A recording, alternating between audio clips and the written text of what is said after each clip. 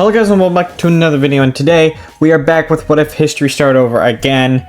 And before we get started, I'm just going to say, if you're not on the Discord and you're confused why have I been absent for the past 4 or 5 days, or however long this has been, until I get my dang Wi-Fi back. I lost my Wi-Fi, so I can record. I'm recording this as the Wi-Fi is still gone, because I can record while the Wi-Fi is gone, apparently. I just figured that out now after 4 days without Wi-Fi. But let's just get started. As you can see, there's 4 new nations. And also this is a nation too, so I guess you can count that as a new nation if you wanted to, and not a colony. Given that there's no pink here, so I don't know, it's been a while since I last recorded, but this is now stated as a new country. And then we have these 4. Let's start down here. The discovery of these 2 countries has led to a lot of talk among these guys around here. And they're basically like, these guys are different from us. Should we allow it? And then this is the first vote held in history. Although the voters, there wasn't very many voters, let's just say that. But they've come to a conclusion that they would only befriend this one. And they said that anything that happens in the rest of the continent, as far as they're concerned, is fair game. So this one's safe. This guy's safe. This one is not safe. They don't know about these guys yet. Until now. So now they're like, well, what do we do about these guys up here, which are unnamed as of right now? You guys can comment. I haven't got access to the internet to see and check the comments, so I can't put any of your suggestions in this episode. Sorry. Nothing I can do, but these guys are the 2 empires, so to speak, of this era.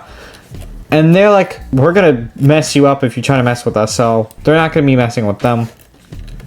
But with that out of the way, let's get back. So on the mainland itself, there's been some talking about this, and they've decided to actually try to colonize this continent as much as we can. So they practically partition it. Now let's see what each people want. They want around here all the way down to here. So this is their claims of the Tasmanian people. That's their claims in the new continent. Let's see what the blue wants. Blue practically wants up here. The blue just wants a big colony here. They're not too concerned about geography for much reason, but that's where they're going. And then the green's like, okay, I'll just squiggle in here. I actually think I did a slight better job at colonial borders here than what happened in our timeline. But this brings up one question, or 2 questions. Does the orange one get any land? Well, I'm going to go with yes. But what land do they gain? Well, they gain a very small colony, just so that they're not left out. But it's right through enemy territory, and it's just a port city right here. That is the orange people's colony. So now they've technically have something. So, the second question, does this pink guy get anything? Well, yes, actually, they're gonna get a little. They got cut off here, but inland they're gonna gain some territory. So now this is what everybody wants. Will there be any trouble with it? Surprisingly, no, because they all agreed that they could do this. So let's try to carve in these new borders into place. Start with the pink. There's still a bunch of straight lines here. Peak. This is actually better colonial borders than our timeline, if I'm gonna be honest. I'd rather look at this than those ugly borders we have in our timeline. Especially in the United States, like that. State borders, yucky. I know I might be like a hypocrite because I also draw a bunch of borders with straight lines, but yeah. Try my best not to do that. It will still slip up. Anyways, these are the new colonies of this episode. So, what will the motives of these colonies be? Like, what to go on here? Well, mainly they want to pump out some more agriculture, and they're at that point in history where they figured out, let's just assign people other jobs. You know, have some woodsmithers, stonesmithers, like, whatever. They're just off assigning people jobs and stuff, and now they're trying to get some work going on here so that they can together. The economy is just trade what you have, but could change in an episode or two, because I like the idea of currency, and I feel like these people in this timeline should have it a bit early, don't you think? Anyways, let's continue. These guys were left out. That's because, speak a way different language than these guys. These guys kind of speak like this, nearly the same exact language. They barely understood these guys, but they knew that they were the big guys. They like these guys. They like the people over here, but they can't understand them enough to partition, but they're going to partition them anyways. These guys are going to go around here and partition these lands because they don't want to be messed out. They don't want to miss out on this. But this will eventually awaken these guys. And they're like, can you guys please not do anything stupid here? You know what? Fine. We're going to have to split this land between the two of us. And so they are going to decide to create some great borders here. Let's see. They're here. They're going to run around there. This half they get. Yippee. They get this half. And they will all live together in harmony, won't they? Since now everybody's had a slice of this colonization stuff, everybody should be happy. Wrong. But there's going to be no wars yet, but there will be another discovery soon about land up here. Now I will highlight in red of what they know of, and the rest will be just nobody knows about it. They know of some land up here, and they know around here.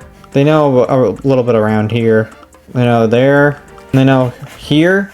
This is the known world. They also know about all that inland stuff by now. This is the known world as of right now, including all the red. All that other stuff, like, they don't know about all this stuff. Like, don't know what the heck this is. They only know about this. And yeah, a little bit, but they don't have the power to enforce colonies in a whole nother part of the continent. They consider that a whole nother continent, pretty much. The way they think of continents is different from how we view continents. I'll just state that. But first of all, what's Pink's role in society here? Well, they have some claims here, and they pretty much want to settle them immediately.